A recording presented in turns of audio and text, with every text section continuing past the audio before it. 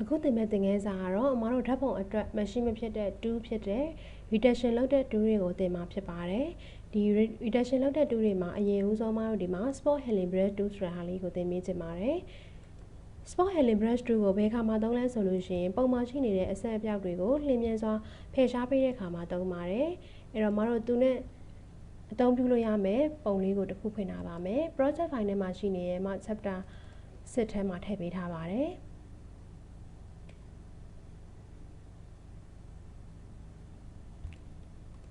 ဒီလိုမျက်နှာမှာရှိနေတဲ့အဆက်အပြောက်တွေကိုဖယ်ချင်တယ်ဆိုလို့ရှိရင်ဒီမှာလာပြီးတော့ spot healing brush tool ကိုယူလိုက်ပါပြီးတဲ့အခါမှာမတို့ဖယ်ချင်တဲ့နေရာလေးကို mouse နဲ့ဖိပြီးတော့နှိပ်လိုက်မယ်ဆိုလို့ရှိရင်အလွယ်တကူလျင်မြန်စွာဖြောက်သွားပြီဖြစ်ပါတယ်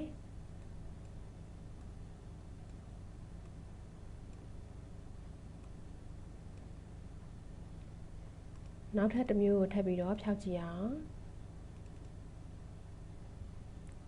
တကယ်လို့မောင်ရဲ့ပုံမှန်ရှိနေတဲ့အဆက်ပြောက်လေးကကြီးနေမယ်ဆိုလို့ရှိရင်တော့ဒီမှာ၄တောင်ပုံလေးကို ၄တောင်အပိတ်ကင်းလေးကိုနှိပ်လိုက်မယ်ဆိုလို့ရှိရင်မောင်ရဲ့ဒီ spot healing brush size လေးကကြီးလာမှာဖြစ်ပြီးတော့၄တောင်အဖွင့်ကင်းလေးကိုနှိပ်မယ်ဆိုလို့ရှိရင်တော့မောင်တို့ဒီမှာ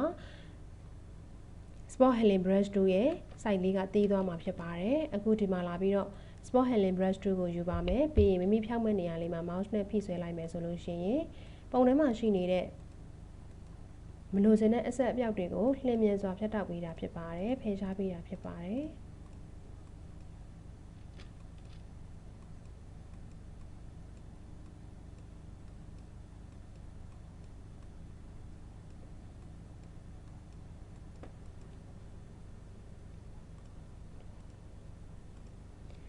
နောက်တစ်ခုဒီမှာရှိနေတဲ့ healing brush tool သူနဲ့ဒီ spot healing brush tool ကတော့အဓိပ္ပာယ်အတူတူပါပဲဒါပေမဲ့သူကတော့ဘာလေးကွဲပြားသွားလဲဆိုလို့ရှိရင်သူကကျတော့ဒီမှာဒီတိုင်းပဲသုံးမယ်ဆိုလို့ရှိရင်သုံးလို့မရပါဘူး order click ဆိုပြီးတော့ order နဲ့တွဲပြီးတော့သုံးလို့ရပါတယ်ဆောင်းနာတော့ spot healing brush tool ကနေပြီးတော့ spot healing brush tool ကတော့ဆက်ကနေပြီးတော့သူတခါတည်းအမားတို့ဒီမှာဖြတ်မဲ့အဆက်ပြောက်တွေကိုအလိုအလဲရောက်ဖြည့်ပေးသွားတာဖြစ်ပါတယ်သူနဲ့အဆင်ပြေလောက်မဲ့နေရာလေးတွေကို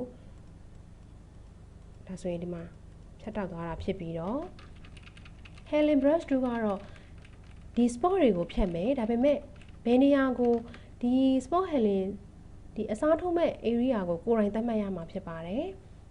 healing brush tool ကိုယူပါမယ်ဒီဘေးနားမှာရှိနေတဲ့နဖူးအသားလေးကိုဒီနားလေးကိုသွားပြီးတော့ဖြည့်မယ်ဆိုလို့ရှိရင်ဒီနားလေးကိုအရင်ဦးဆုံး order လေးနဲ့ဖြည့်ပြီးတော့ထောက်လိုက်ပါကလစ်တစ်ချက်နှိပ်လိုက်ပါပြီးတော့မှဒီမှာလာပြီးတော့ဖြည့်မယ်ဆိုရင်သူကဒီမှာမတို့ဖြတ်တဲ့နေရာလေးကိုအပေါင်းသင်္ကေတလေးနဲ့ပြပါတယ်ဒါကတော့ကိုရိုင်း area သတ်မှတ်ပြီးတော့ဒီ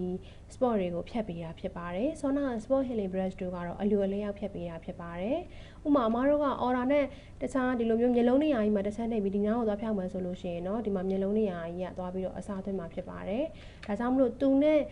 အဆင်ပြေလောက်မဲ့နေရာလေးကို order နဲ့ဖိပြီးတော့ area သတ်မှတ်လိုက်ပါပြီးသွားတဲ့အခါမှာဒီမှာလာပြီးတော့ဖြောက်ပေးပါသူကမိမိဖြတ်လို့တဲ့အဆက်အပြောက်တွေကိုမိမိအစားသွင်းမဲ့နေရာလေးကိုမိမိကိုယ်တိုင်သတ်မှတ်လို့ရပါတယ် order လေးနဲ့ဖိပြီးတော့လိုက်ပြီးတော့သတ်မှတ်လို့ရပါတယ်အခုဒီမှာ order ကဒီသွားနေရာကြီးမှာ order နဲ့ click တစ်ချက်နှိပ်ပြီးတော့ဒီနားလေးမှာလာပြီးတော့ဖြတ်မယ်ဆိုလို့ရှိရင်เนาะသူကပြတ်သွားမှာမဟုတ်ပဲねဒီမှာရှိနေတဲ့ဟာကြီးကလာပြီးတော့သွားနဲ့လာပြီးတော့ဖုံးလိုက်တာဖြစ်ပါတယ်ဒါကြောင့်မလို့ဒီနေရာလေးကိုဖြတ်ချင်တယ်ဆိုလို့ရှိရင်သူနဲ့ color တူညီမဲ့နေရာလေးကို order နဲ့ဖိပြီးတော့ထောက်လိုက်ပါပြီးတော့မှ select mouse နဲ့ဖိပြီးတော့ဖြတ်ပေးပါ